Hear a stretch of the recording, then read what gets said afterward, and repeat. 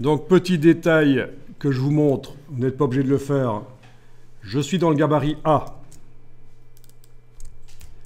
Je vais créer, dans la palette des calques, un calque spécial que je vais appeler fond gris.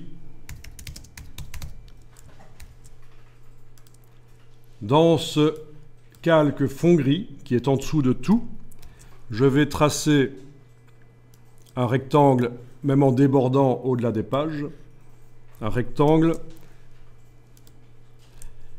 qui va avoir une couleur, il était là en bas, noir très faible, par exemple 5, mais pour la démonstration je vais mettre plutôt 10, mais voilà. Quoique, voilà, 8, ok. En principe on fait quand même un peu moins. Et qu'est-ce que ça fait ça? Ça c'est super intéressant.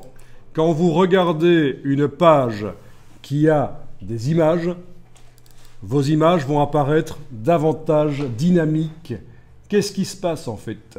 Ça salit le papier, ces 8% d'encre noire que j'ai mise dans le fond gris, salissent le papier sauf à l'endroit des images. Et donc, les gens qui tiennent le papier en main, la publication, pour eux, le blanc du papier, ben, c'est ce qu'ils voient. Ils considèrent que le blanc du papier, c'est ça. Et il y a quelque chose qui est bizarre à ce moment-là, c'est que dans les images, le vrai blanc du papier apparaît. Et ça donne l'impression que les images sont lumineuses, dynamiques. Ça, c'est quelque chose qui est très souvent utilisé dans les catalogues, dans les portfolios aussi, portfolios de travaux. Sites web aussi font légèrement salis et les images ont l'air de popper, de sortir, surtout si elles ont du blanc. Voilà, et c'est super simple à faire, il faut juste y penser. Je vous montre juste avec et sans. Si j'enlève dans la palette des calques l'œil en face du fond gris, vous voyez sans et vous voyez avec. Donc les images ne se modifient pas, les blancs des images sont plus lumineux, ça se voit surtout sur celle-ci, où on a, voilà. Évidemment, je l'ai fait un peu trop fort. En réalité, il faudrait quand même y aller mollo.